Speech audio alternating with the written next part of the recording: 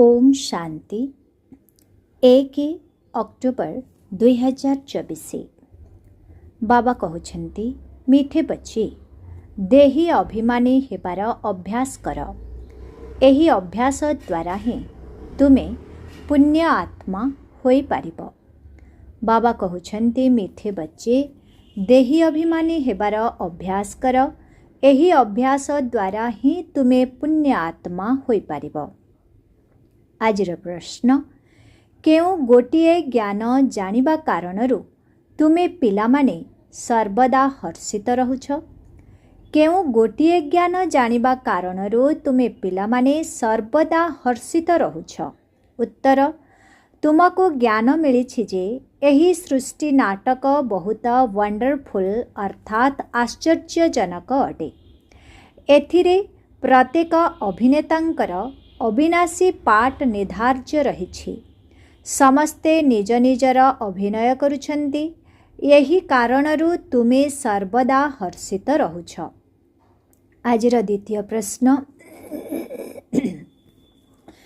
केउ गोटिए हुनर अर्थात कला केवल बाबांक पाखरे अछि, अन्य काहा पाखरे नाही? उत्तर, देही अभिमानी कराइबार कला एकमात्र बाबांक पाखरे ही अछि। काहीकिना से निजे सर्वदा देही अर्थात आत्मा अटंती, सुप्रीम अर्थात सर्वोच्च अटंती। एही कला कौनसी मनुष्यर होई पारिबो नाही। ओम शांति। आत्मिक संतान माने अर्थात आत्मा मानंक प्रति बाबा बसी बुझाउछन्ति। निजको आत्मा तो भाबिबाकु हेबना। बाबा पिलामानंको बुझाइछन्ति जे सर्वप्रथमे एही अभ्यास कर कि मु आत्मा अटे, शरीर नुहे। जदि निजको आत्मा मने करिब तेबे जाई परम पितांकु मने पकाई पारिब। निजको आत्मा मने न करिले निश्चय लौकिक संबंधी ओ धंदा इत्यादि ही मने पड़िब। सेथिपाई तो सर्वप्रथमे एही अभ्यास हेबा दरकार कि मु आत्मा, तेबे जाई आत्मिक पितांक स्मृति रे रही पारिब। बाबा एही शिक्षा देउछन्ति कि निजको देह मने कर नाही। बाबा कहउछन्ति सेथिपाई तो सर्वप्रथमे एही अभ्यास हेबा दरकार कि मु आत्मा, तेबे जाई आत्मिक पितांक स्मृति रे रही पारिब। बाबा एही शिक्षा देउछन्ति कि निजको देह मने कर नाही। एही ज्ञान बाबा सारा कल्परे थरे मात्र देइथान्ते। पुणी 5000 वर्ष परे एही ज्ञान मिलिब। निजको आत्मा मने करिले ही बाबा मने पड़िबे। अधा कल्प तुमे निजको देह मने करि आसीछ। वर्तमान निजको आत्मा मने करिबाकु हेब। जेपरि तुमे जणे जणे आत्मा, सेहीपरि मु मध्य आत्मा अटे। किंतु मु हेउछि सुप्रीम, मु हेउछि ही आत्मा। तेणु मोर कौनसी देह मने पड़ु नाही। एही दादा शरीरधारी अटंती ना। सेही बाबा तो हेउछन्ति निराकार। एही प्रजापिता ब्रह्मा बाबा तो साकारी होई गले। एही ब्रह्मा बाबा तो साकारी बा देहधारी होई गले। शिव बाबांकर प्रकृत नाम हेउछि शिव। से मध्य आत्मा, परंतु से केवल उच्चरु उच्च अर्थात सुप्रीम आत्मा अटंती। से केवल एही समय रे ही आसी एही शरीर रे प्रवेश करुछन्ति। से केबे भी देह अभिमानी होई पारिबे नाही। साकार मनुष्य देह अभिमानी होई थान्ते। से तो हेउछन्ति निराकार। तेणु सीए एठाकु आसी देही अभिमानी हेबार अभ्यास कराउछन्ति। तुम मानंकु कहउछन्ति तुमे निजको आत्मा मने कर। मु आत्मा एही अभ्यास को बारंबार पक्का कर। मु आत्मा शिव बाबांकर संतान अटे। प्रत्येक कथार अभ्यास दरकार ना। बाबा कौनसी नुआ कथा बुझाउ नाहंती। तुमे जेतेबेले निजको पक्का पक्का आत्मा मने करिब, सेतेबेले बाबा पक्का मने रहिबे। देह अभिमान थिले बाबांको मने पकाई पारिबे नाही।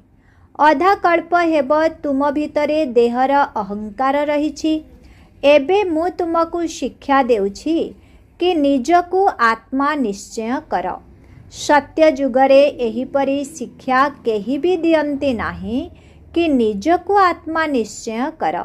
सेठारे तो शरीरर नाम रखा जाइथाए, नचेत परस्पर को डाकिबे किपरि। एठारे तुमे बाबांक ठारु जेउ वर्षा पाउछ ताहार प्रारब्ध सेठारे पाइथाओ। बाकी ना धरी तो डाकिबे ना। कृष्ण मध्य शरीरर नाम अटे ना। नाम बिना तो कारोबार आदि चली पारिबो नाही। एपरि नुहे जे सेठारे कहिबे कि निजको आत्मा निश्चय कर। सेठारे तो आत्मा अभिमानी होई ही रहिबे। सेथिपाई एही अभ्यास तुमको एबे करा जाउछि, काहेकि ना तुम आत्मारे बहुत पाप चढ़ी जाइछि। तुम आत्मारे धीरे धीरे अल्प अल्प पाप चढ़ी चढ़ी एबे संपूर्ण पाप आत्मा होई जाइछि। अधा कल्प पाई तुमे जहा किछि भी करिछ ताहा धीरे धीरे ह्रास भी तो हेबना। धीरे धीरे पापर बोझ कम होई चलीछि। सत्य जुगरे तुमे सतोप्रधान हेब एवं त्रेतारे सत होई जिब। एही वर्षा एबे तुमको मिलुछि। तेबे निजको आत्मा मने करी बाबांको मने पकाइबा द्वारा बाबांक ठारु वर्षा मिली थाए। एभली आत्मा अभिमानी हेबार शिक्षा बाबा वर्तमान देउछन्ति। सत्य जुगरे एही शिक्षा मिलिब नाही। सेठारे निज निजर नाम अनुसारे ही चलिबे।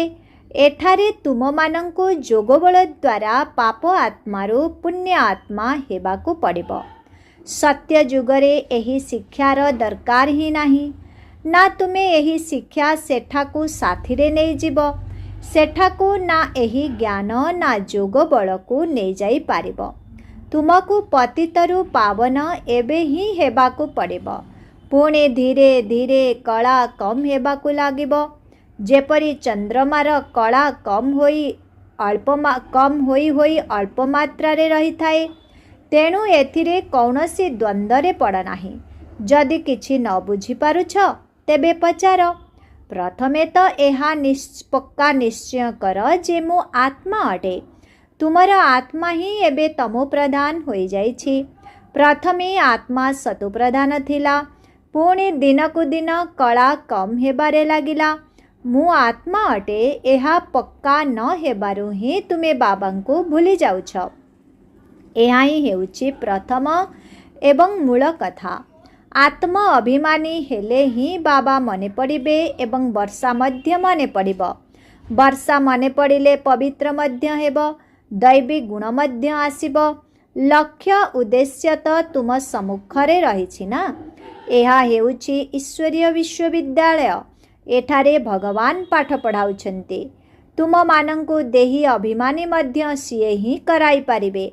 आउ केही भी यही कला को जानी नाहंती। यही कला एकमात्र बाबा ही सिखाउछन्ति। यही दादा मध्य एबे पुरुषार्थ करुछन्ति। बाबा तो केबे भी शरीर नेउ नाहंती जहा द्वारा कि तांकु देही अभिमानी हेबार पुरुषार्थ करिबाकु पड़िब।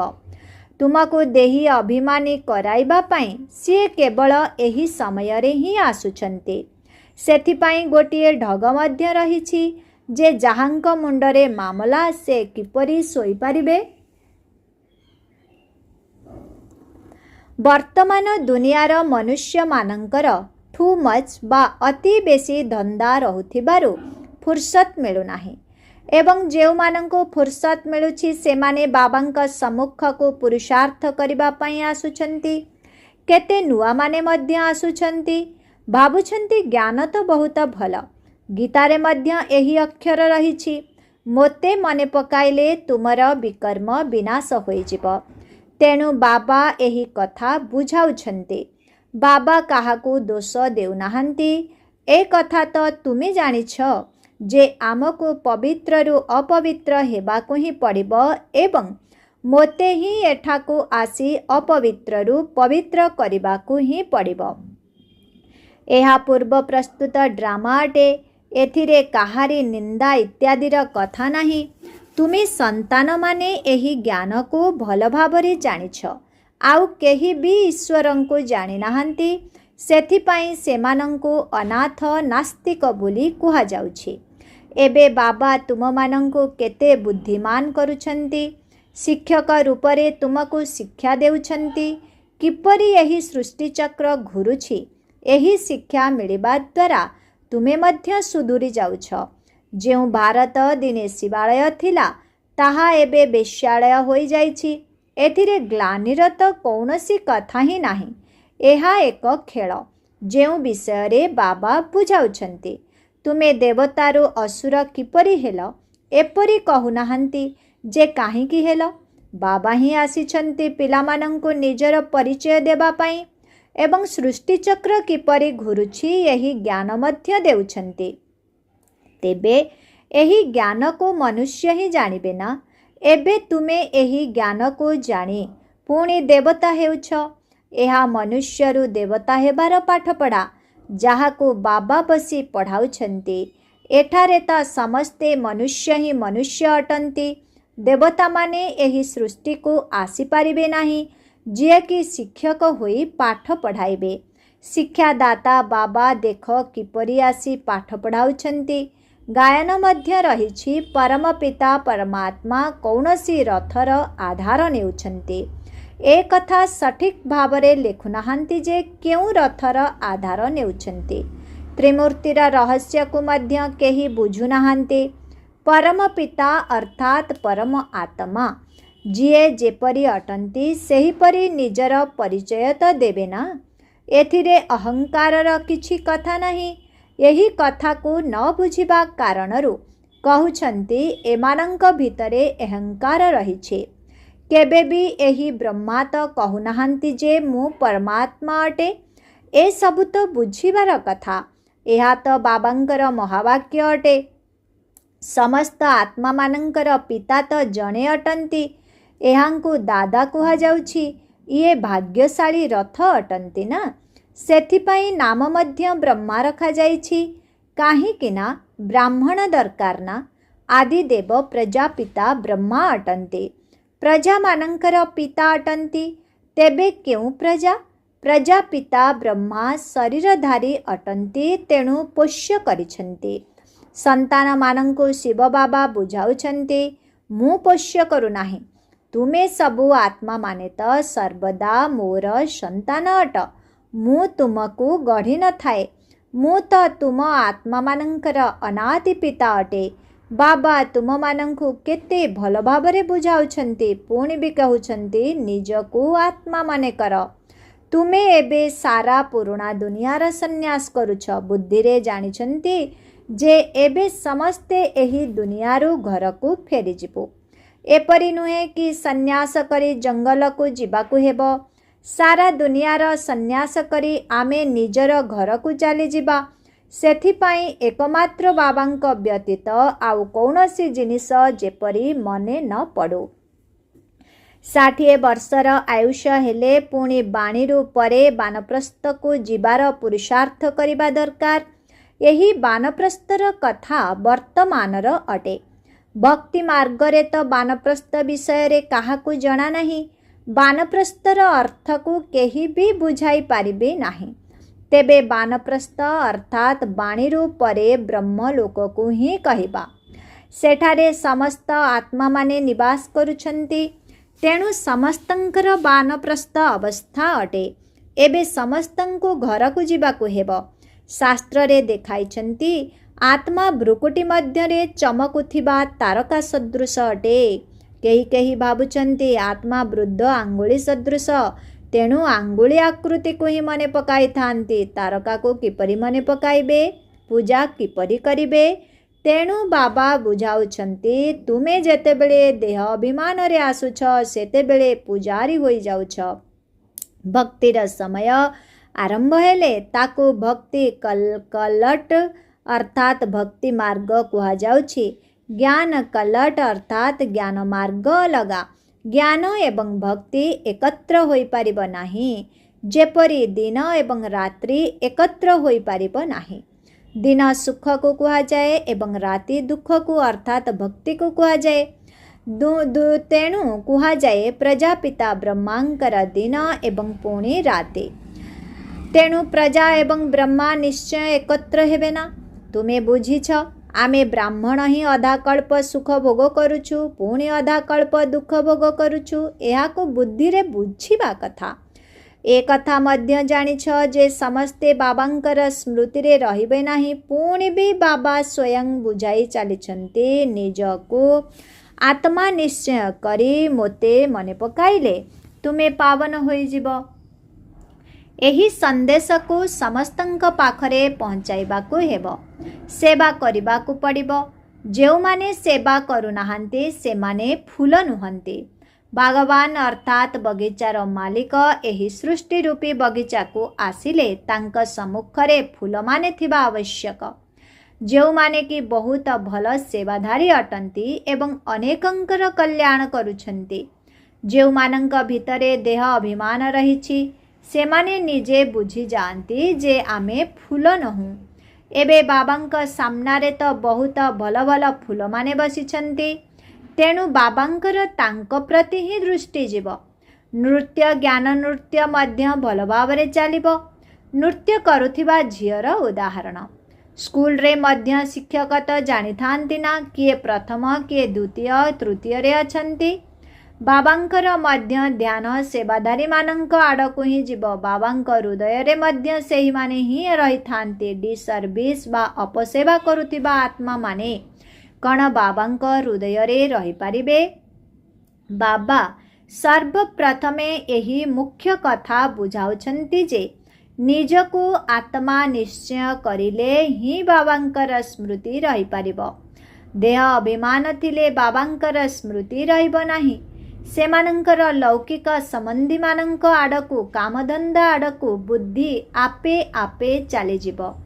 देही अभिमानी हेबा द्वारा पारलौकिक बाबा ही मने पड़िबे। बाबांकु तो बहुत स्नेहर सहित मने पकाइबा दरकार। निजकु आत्मा निश्चय करिबा एहिथिरे ही मेहनत रहिछि। सेथिपाई एकांतर आवश्यकता रहिछि। 7 दिनर भट्टी पाठ्यक्रम बहुत कड़ा। सेही 7 दिन भितरे केही मने न पड़िबा दरकार। काहाकू पत्र मध्य लिखि पारिब नाही। आरंभ समय रे तुमर एही भली अवस्था थिला। एठारे तो समस्तंकु रखा जाई पारिब नाही। सेथिपाई कुहा जाउछि घरे रही अभ्यास कर। भक्त लोक माने मध्य भक्ति करिबा निमंते अलगा कोठरी करि थांती। सेही कोठरी भितरे बसी माला गड़ाई थांती। तेबे एही जोगरु यात्रा पाई मध्य एकांत स्थान आवश्यक। वर्तमान एकमात्र बाबांकु ही याद करिबाकु हेबो। एथिरे मुखरे किछि कहिबार मध्य आवश्यकता नाही। एही जोगर अभ्यास पाई फुर्सत दरकार। तुमे जानिछ लौकिक पिता हेउछन्ति हद अर्थात विनाशी रचयिता। ये हेउछन्ति अविनाशी अर्थात बेहदर रचयिता। प्रजापिता ब्रह्मा मध्य बेहदर हेलेना। एबे तुम मानंकु पोष्य करुछन्ति। शिव बाबा पोष्य करू नाहांती। तांकर तो सदा बेले समस्ते संतान अटंती ना। तुमे कहुछ आमे आत्मा माने शिव बाबांकर अनादि संतान अटु। ब्रह्मा तुमको पोष्य करिछन्ति। तेबे प्रत्येक कथा को भल भावरे बुझिबा उचित। बाबा प्रतिदिन पिलामानंकु बुझाउछन्ति। पिलामाने पुणी भी कहुछन्ति बाबा मन रहु नाही। बाबा कहुछन्ति एथिपाई किछि समय बाहर करिबा दरकार। केही केही एभली मध्य अछन्ति जो माने बिल्कुल समय देई पारु नाहांती। सेमानंक बुद्धि रे बहुत काम करुछि। तेबे पुणी जोगर यात्रा किपरि होई पारिबो। बाबा बुझाउछन्ति मूल कथा ही हेउछि निजको आत्मा निश्चय करी मोते मने पकाइले तुमे पावन होई जिवो। मु आत्मा शिव बाबांकर संतान एहा ही मनमना भव हेलाना। एथिरे मेहनत आवश्यक। एथिरे आशीर्वादर कौनसी कथा नहीं। एहा तो पाठ पढ़ा। एथिरे कृपा बा आशीर्वाद चली पारिब नाही। ମୁଁ କ'ଣ କେବେ ଆଶୀର୍ବାଦ କରିବା ପାଇଁ ତୁମ ଉପରେ ହାତ ରଖୁଛି? ତୁମେ ଜାଣିଛ ଆମେ ବେହଦର ବାବାଙ୍କ ଠାରୁ ବର୍ଷା ନେଉଛୁ। ଆମର ଅମର ଭବ, ଆୟୁଷ୍ମାନ ଭବ, ଏଥିରେ ସବୁ ଆସିଯାଉଛି। ତୁମେ ପୁରା ଆୟୁଷ ପାଇଯାଉଛ। ସେଠାରେ କେବେ ଅକାଳ ମୃତ୍ୟୁ ହୁଏ ନାହିଁ। ଏହି ସମ୍ପତ୍ତି କେହି ସାଧୁ ସନ୍ଥ ଆଦି ଦେଇପାରିବେ ନାହିଁ। ସେମାନେ କହୁଛନ୍ତି ପୁତ୍ରବାନ ଭବ, ତେଣୁ ମନୁଷ୍ୟମାନେ ଭାବୁଛନ୍ତି ତାଙ୍କର କୃପାରୁ ପିଲା ହେଲା। ବାସ୍, ଯାହାଙ୍କର ପିଲା ନଥିବ ସେ ଯାଇ ତାଙ୍କର ଶିଷ୍ୟ ହୋଇଯିବେ। ଏହି ଜ୍ଞାନ ତ ଥରେ ମାତ୍ର ହିଁ ମିଳୁଛି। ଏହା ହେଉଛି ଅବ୍ୟଭିଚାରୀ ଜ୍ଞାନ, ଯାହାର ପ୍ରାରବ୍ଧ ଅଧାକଳ୍ପ ପର୍ଯ୍ୟନ୍ତ ଚାଲୁଛି। ପୁଣି ରହିଛି ଅଜ୍ଞାନ। ଭକ୍ତିକୁ ଅଜ୍ଞାନ କୁହାଯାଉଛି। ପ୍ରତ୍ୟେକ କଥା କେତେ ଭଲ ଭାବରେ ବୁଝାଯାଉଛି। ଆଚ୍ଛା, ମିଠେ ମିଠେ ଶିଖିଲା ଦେ ସନ୍ତାନମାନଙ୍କ ପ୍ରତି ମାତା ପିତା ବାପଦାଦାଙ୍କର ମଧୁର ସ୍ନେହ ସମ୍ପନ୍ନ ଶୁଭେଚ୍ଛା ଏବଂ ସୁପ୍ରଭାତ। ଆତ୍ମିକ ପିତାଙ୍କର ଆତ୍ମିକ ସନ୍ତାନମାନଙ୍କୁ ନମସ୍ତେ। ଆତ୍ମିକ ସନ୍ତାନମାନଙ୍କର ଆତ୍ମିକ ପିତାଙ୍କୁ ଓମ୍ ଶାନ୍ତି। ନମସ୍ତେ ନମସ୍ତେ ନମସ୍ତେ। ଶୁକ୍ରିୟା ବାବା, ଶୁକ୍ରିୟା। ଓମ୍ ଶାନ୍ତି। ଧାରଣା ପାଇଁ ମୁଖ୍ୟ ସାର 1 ନମ୍ବର। ଏବେ ତୁମର ବାନପ୍ରସ୍ଥ ଅବସ୍ଥା, ସେଥିପାଇଁ ବୁଦ୍ଧିରୁ ସବୁକିଛି ସନ୍ନ୍ୟାସ କରି ଏକମାତ୍ର ବାବାଙ୍କ ସ୍ମୃତିରେ ରହିବାକୁ ହେବ। ଏକାନ୍ତରେ ବସି ଅଭ୍ୟାସ କରିବାକୁ ପଡ଼ିବ। ମୁଁ ଆତ୍ମା ଅଟେ, ମୁଁ ଆତ୍ମା ଅଟେ। 2 ନମ୍ବର। ସେବାଯୋଗ୍ୟ ଫୁଲ ହେବାକୁ ପଡ଼ିବ। ଦେହ ଅଭିମାନର ବଶୀଭୂତ ହୋଇ ଏପରି କୌଣସି କର୍ମ କରିବା ଅନୁଚିତ ଯାହାଦ୍ୱାରା ଅପସେବା ଅର୍ଥାତ୍ ଡିସର୍ଭିସ୍ ହୋଇଯିବ। ଅନେକ ଆତ୍ମାଙ୍କର କଲ୍ୟାଣର ନିମିତ୍ତ ହେବାକୁ ପଡ଼ିବ। ପ୍ରତିଦିନ କିଛି ସମୟ ଯୋଗ କରିବା ପାଇଁ ନିଶ୍ଚିତ ବାହାର କରିବାକୁ ହେବ। ଆଜିର ବରଦାନ। ପରମାତ୍ମ ଜ୍ଞାନର ନବୀନତା ପବିତ୍ରତାକୁ ଧାରଣ କରୁଥିବା ସର୍ବ ଆକର୍ଷଣ ମୁକ୍ତ ଭବ। ଏହି ପରମାତ୍ମ ଜ୍ଞାନର ନବୀନତା ପବିତ୍ରତା ଅଟେ। ତୁମେମାନେ ନିଶାର ସହିତ କହୁଛ ଯେ ନିଆଁ ଏବଂ ତୁଳା ଏକାଠି ରହୁଥିଲେ ମଧ୍ୟ ନିଆଁ ଲାଗିପାରିବ ନାହିଁ। ତୁମେମାନେ ବିଶ୍ୱକୁ ଏହି ଚ୍ୟାଲେଞ୍ଜ ଦେଉଛ ଯେ ପବିତ୍ରତା ବିନା କେହି ଜ୍ଞାନୀ ବା ଯୋଗୀ ଆତ୍ମା ହୋଇପାରିବେ ନାହିଁ। ତେବେ ପବିତ୍ରତା ଅର୍ଥାତ୍ ସମସ୍ତ ଆକର୍ଷଣରୁ ମୁକ୍ତ କୌଣସି ବି ବ୍ୟକ୍ତି ବା ସାଧନ ପ୍ରତି ଆକର୍ଷଣ ନଥିବ। ଏଭଳି ପବିତ୍ରତା ଦ୍ୱାରା ହିଁ ପ୍ରକୃତିକୁ ପବିତ୍ର କରିବାର ସେବା କରିପାରିବ। ଆଜିର ସ୍ଲୋଗାନ। ପବିତ୍ରତା ତୁମ ଜୀବନର ମୁଖ୍ୟ ଆଧାର ଅଟେ। ତେଣୁ ପ୍ରାଣ ଯାଉ ପଛକେ ପବିତ୍ରତା ନ ଯାଉ। ଓମ୍ ଶାନ୍ତି।